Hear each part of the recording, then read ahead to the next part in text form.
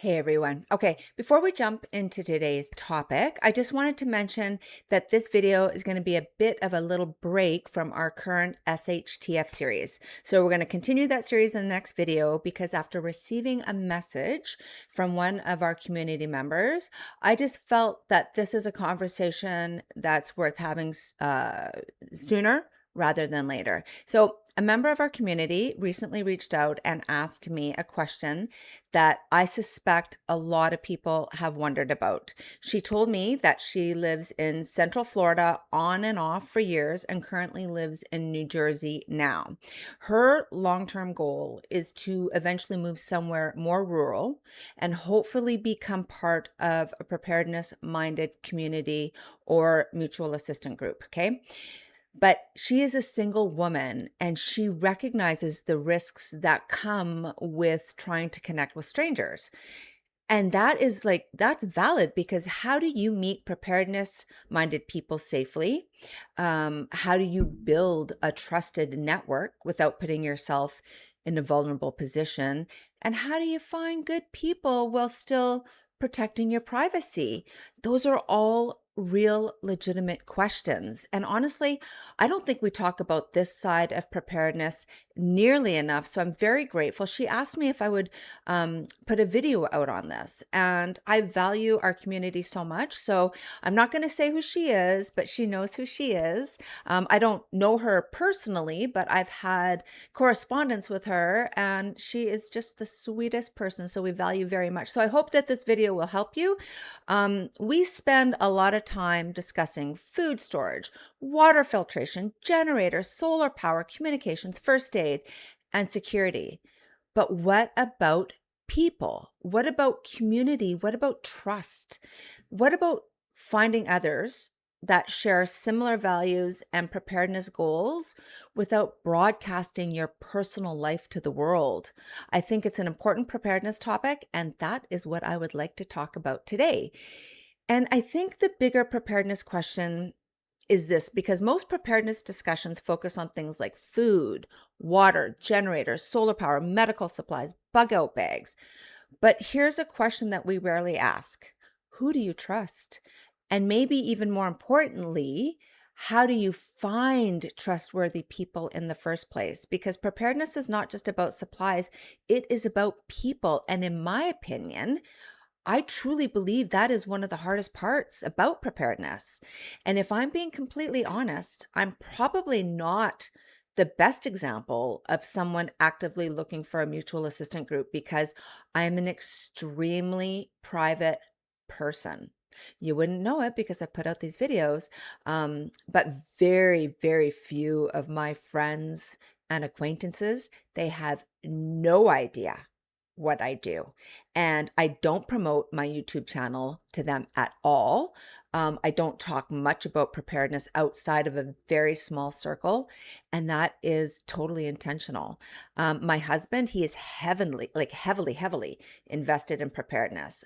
He started much sooner than me, and it took me a little while to get on board, but once I got on board, I saw the light. So we have each other, we have family, we have people that we trust. So we're in a very fortunate position, but outside of that circle, very few people know what we're doing. In fact, very few people even know that I moved from one province to the next or to another. I'm that private. And so over the years, I've discovered something interesting. And that is a lot of serious preppers are exactly the same way. Like even on our platform, we have so many members that are anonymous. They don't want anybody to know who they are. And so we respect that. Some of the most prepared people I've met don't advertise it. They're not posting pictures of their food storage. They're not showing off their solar systems. They're not talking about how much ammo they have. They're not posting photos of every preparedness project. They are just quietly, very quietly doing the work. They're gardening, they're learning skills, they're building savings, they're improving their homes, they're canning food, raising animals. Most people around them would never know. So if you're private, you're definitely not alone. In fact, I'd argue there are far more private preppers than public ones. I think what people often overlook is that not everyone has a preparedness-minded spouse like I do. Not everyone has family nearby. Not everyone has trusted friends that they can count on. And that's where this conversation becomes important, because preparedness is not just about having enough food. It is about reducing uncertainty. So, what if something happened tomorrow? Who would you call? Who would check on you? Who would help you? Who would you help? Those questions, they really matter. Preparedness, it's not just about supplies. It is really, it's about relationships. So there are some things that I would look for. The first thing that I would do, if I am in that situation where I don't have anybody, is start slow, because trust takes time. If someone immediately wants to know where you live, what supplies you have, or what your plans are, that's a red flag. Like, I'd be cautious, because real trust, it develops slowly, not days, not weeks, sometimes months or years. The second thing is, like, look at their character. Preparedness skills, they're important, but character is more important. I'd rather know someone dependable with average preparedness skills than someone with a huge stockpile and terrible judgment, because when things get difficult, character becomes important. I would find people through shared interests. I think that this is super important. Like, maybe it's gardening, maybe it's church, maybe it's ham radio, maybe it's homesteading, maybe it's volunteering. Many preparedness friendships, they start through completely different interests. I think that the preparedness part might come later. And share less, like share less than you think, because you don't need to tell people everything. In fact, I'd recommend not doing that. Privacy is not paranoia. It is common sense. And you don't owe strangers a tour of your preparedness plans at all. And the last thing that I would do is, like, seriously focus on good people, because one lesson that I have learned is that preparedness isn't always about finding prepper people. It's just about finding good people, dependable people, helpful people, capable people. Integrity is huge. That is so important. They got to have integrity, because those qualities matter far more during difficult times than most people realize. There's like an aha moment, like something that I've been thinking about for years is that most people think preparedness communities are built around supplies. I don't happen to think that that is true. I think they're built around trust, and the supplies come later. Trust comes first, because without trust, none of the rest, it doesn't really matter. And maybe that's one reason so many people struggle with this topic, because you can't buy trust. You can't stockpile trust. You have to build it slowly, one conversation at a time. And this is the reason that we created prepping communities. Not because everyone wants to join a mutual assistant group, not because everyone wants to reveal their preparedness plans, and definitely not because everyone wants strangers knowing who they are, where they live. In fact, one of the features that I'm very proud of, like I said, is that people can participate anonymously if they choose. You do not have to use your real name.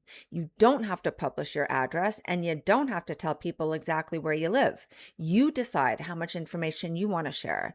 And a lot of people in preparedness, they value privacy. So I completely understand that, because I am one of them. The goal is never to force people to expose themselves. The goal is to create a place where people can learn, share ideas, ask questions, join groups, create groups, and build those connections over time if they choose.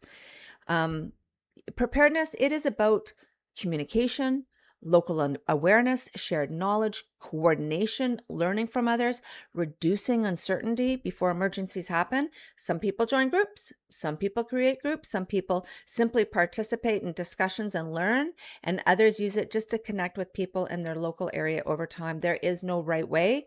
The goal is simply to create opportunities. Like, let's just say you're thinking about relocating. Instead of immediately searching for a mutual assistant group, maybe you join a preparedness group online first.